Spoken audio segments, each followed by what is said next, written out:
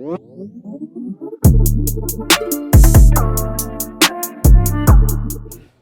Wednesday, everybody. Dr. Muse here with Dr. Ulm for another clinical coffee chat. Today, our topic is going to be shin splints, which I know a lot of us have dealt with at some point.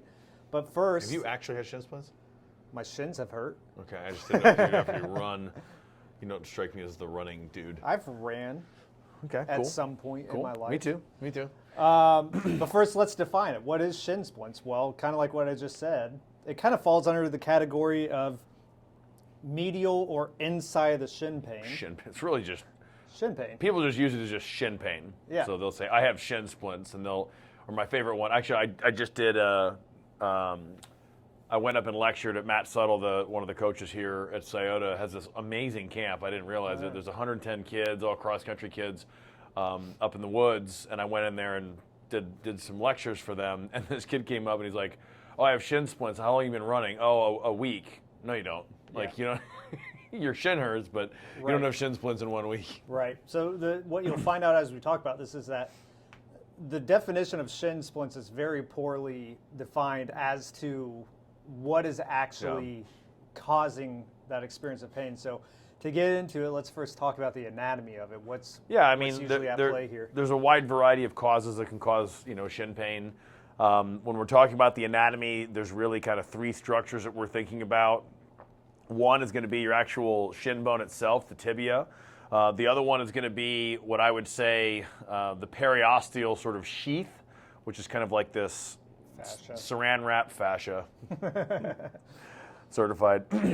This like fascial sheath wrapped around the bone, and that has pain receptors in it and can cause some problems. And then, of course, you've got on either side of your shin, you've got sections of muscles that are actually they're wrapped in again. Fascia. Oh, dude, Man. you bossed that one up. Just served it to you. Wrapped in fascial sheath. So they have an anterior compartment, and then they sort of have a deep compartment over here on either side. So you have the muscles within those. You have the fascia around those sheaths. You have the fascia around the bone, and then of course the bone itself. So those are the four main structures there. When we're talking about it, I think that any shin pain, if you go into a running store, they're going to say, "Oh, you have shin splints." But you can have, most often, you're going to have it more, like he said, on the medial or the inside of the shin. And it might be, there's three structures all right in there that it could be coming from. And there's some other ones that are a little more serious that we're going to talk about that don't come from this area. But the main ones, you've got, if you're right on the bone, it's possible that it's coming from the bone itself. We'll talk about that in a second. It's also possible that it's coming from that periosteal sheath, that fascial sheath. And then it's also possible that it's coming from the muscles in here. And the muscle in this case, it's a muscle called your flexor digitorum longus. Ooh, fancy. Nice.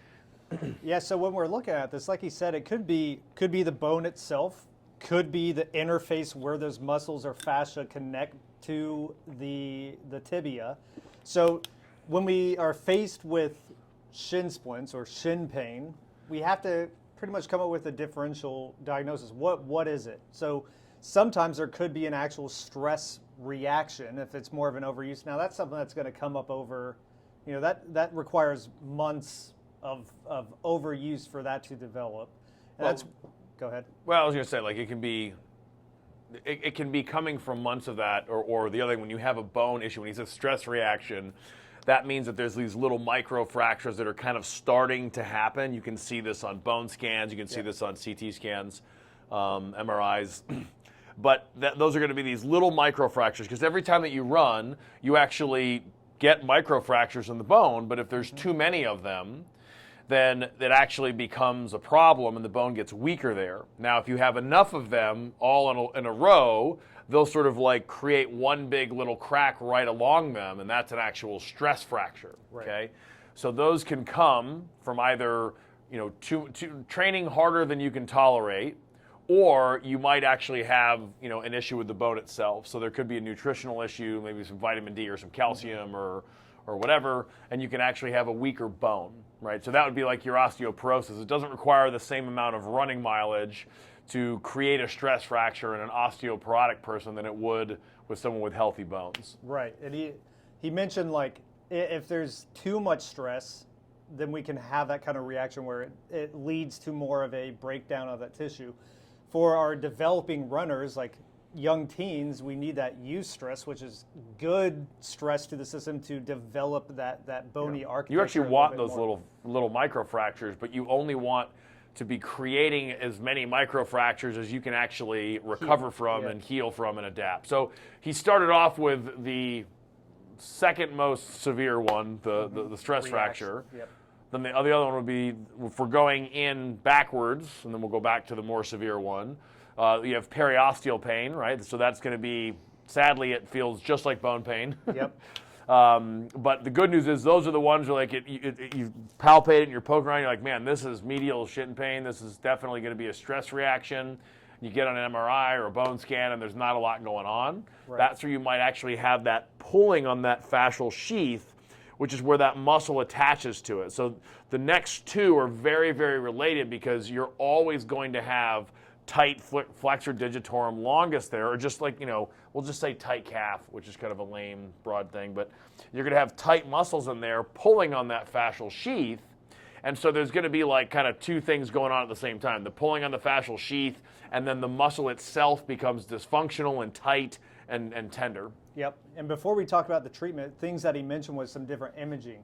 So if you do an X-ray, let's say, for something like the stress reaction or periosteal reaction, a lot of times it's not going to be picked up on an X-ray. So that's where you need something like a bone scan, CT, MRI. So you may have a normal X-ray, and then unfortunately sometimes you may be cleared from that, but you may still have this underlying reaction that is not clearly structural at that point. It's more of a chemical reaction to that stress. Let's talk about the treatment a little bit. So we mentioned some of the things at play. Now, if this is a stress reaction or stress Do we fracture, want to cover compartment stuff? do you want to cover compartments? Well, just while we're to stick with the normal theme of the other thing that can cause it, which we don't really, there's not a lot of treatment for this other than technically surgery. It's called compartment syndrome. And compartment syndrome, I mentioned that there's these compartments in your legs that are wrapped in fascial sheath. Yeah. Compartment syndrome, you can get this kind of either on the inside or the outside, you can get this pressure in your calf. And that's because the muscle itself is getting too big and too thick for the sheath, and it creates pressure. Now, this can be a problem because if you're running and the pressure builds up, when it's really bad, it actually blocks the blood flow in and out of the foot. And so you can have potentially some problems there. The good news is it's very different than the other ones. They'll say shin pain, but they will always describe it as pressure. They'll go out and run, and as they're running, the pressure just keeps building, and they'll just describe it as intense pressure. Right. And that one, unfortunately, is going to be rest. There are some fascial techniques that sometimes people respond to, but I wouldn't say that it's in our wheelhouse. And what you'll see with that is if it's a progressed enough case, you'll see like the skin will look tight, shiny, red, this kind of pressure buildup. And at that case, that might be someone who needs a fasciotomy where they go in and literally cut a little get a little breathing hole room in it, and it releases that pressure. Yep. So with treatment, if we're talking about like the stress reaction, stress fracture, compartment syndrome, we talked about stress already. Those are things where we got to manage that stress. So maybe those are cases where we do need to rest. Not maybe. I mean, if it's a stress reaction, we need to pull back activity a little bit, allow time for the natural healing process of the body to catch up. Now, there's things we can do in the meantime to help, like he mentioned, certain muscles like flexor digitorum longus that we can be restoring proper joint motion, proper tissue tone. But for those cases, those primarily need rest. Now, if it's more of like some of this periosteal stuff or trigger points in some of those muscles that he mentioned, those are things we can work with. Those are great because they come in and it feels like bone pain. You can't run. Like the more you run, the worse it gets. But if it's in the muscle or it's in that periosteal sheath, we can have a gigantic impact on that. Yep, and it all comes down to a proper diagnosis. But then a big thing, once again, managing stress is running. What are some simple things we might look at with running mechanics? The two easy things for running mechanics kind of go hand in hand. Actually, the simplest one is just think posture and cadence. So if you have a good upright posture and your cadence is somewhere between that 175 to that 185 range, dang it, that 175 to 180 range, you're probably going to get good foot striking mechanics. And what I mean by that is we get stress fractures when we don't actually have the foot coming down underneath us in the gait cycle, and we don't have the forefoot landing first to absorb some shock and dissipate that. If you're just overstriding because your cadence is too low or you're pushing too hard, your heel hits the ground, and then your foot, which is an amazing shock distributing sort of structure in the body, the foot is unable to dissipate those forces, and it goes into the shin. Yep. So you can get either the bone pain from that, the periosteal pain, or even the tightness in the muscles, right, all from bad mechanics. So there's things that we can do, of course, therapeutically to work on the fascia, to work on the muscles. But the biggest thing that we're going to do is actually try to work on your gait mechanics to reduce that. Yeah. So to lead into this, Dr. Ulm's got a workshop, pre-season cross-country workshop coming up on August 6th from 2 to 4 2 to 4 at Scioto High School. So anybody, parents, coaches, and athletes are all welcome. It's just a 2-hour workshop. We're just going to go in, hit it hard, and just cover the things that we think that people need to be doing to try to minimize, or completely avoid injury altogether. That'd be great. Yeah. So if you guys are experiencing this, if you have any questions, be sure to reach out as always. If not, hope you guys enjoy your Wednesday, and we'll see you next week. Bye.